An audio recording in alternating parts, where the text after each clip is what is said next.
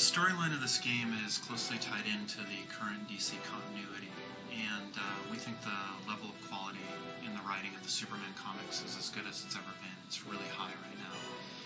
And so we took a lot of the elements of that and combined them together to make the story for our game.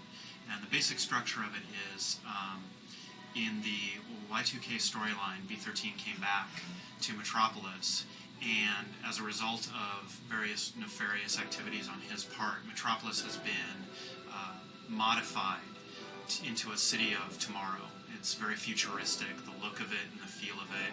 It's got air cars and hover transports. And so what's happening throughout the course of our game is B-13 is trying to use all of the technology that's been advanced in Metropolis to his own purposes. And of course, Superman, as always, is there to defend Metropolis from that.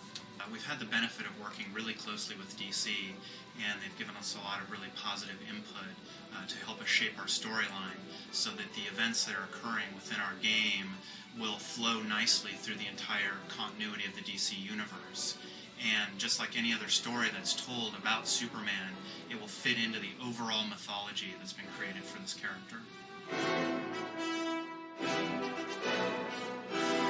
One of the key components of the character and of our game is the fact that he flies.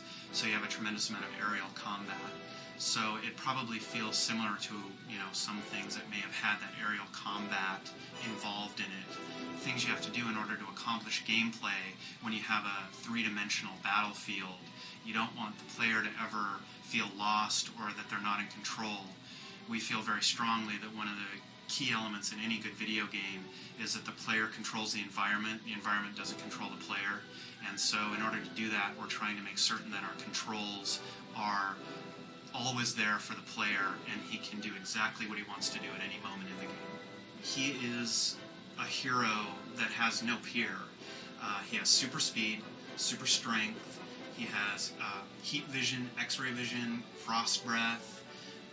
He runs the gamut from top to bottom. And so one of the things that's unique about our game is whenever you run into a gameplay challenge, it's up to you how you want to utilize this amazing set of powers that he has in order to accomplish whatever task or get past whatever obstacle that you've run into.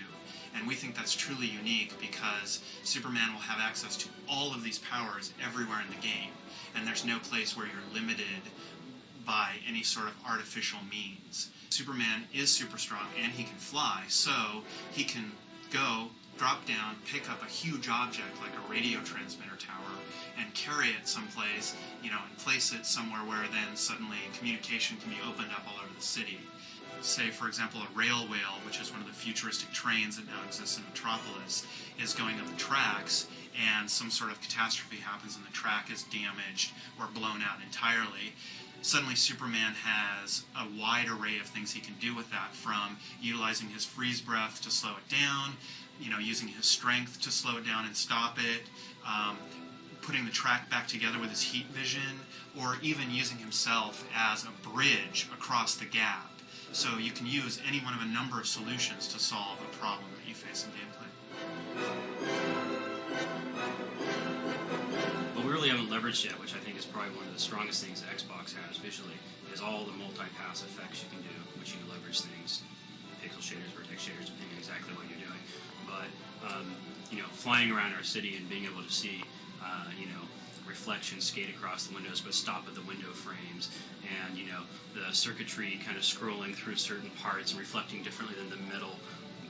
I think, too, the scope of our city is pretty large, and there's a lot of stuff going on, and it's going to continue to get, we're going to cram as much as we possibly can in there, and, streaming off the hard drive allows us to do that, but, we really want to make the city come alive, and we want to have a lot of stuff moving around, so that we're going to have, tons of cars and moving around, light glistening off the new transmitter towers, blinking, all that sort of stuff that, I don't think would be possible on any other hardware other than the Xbox.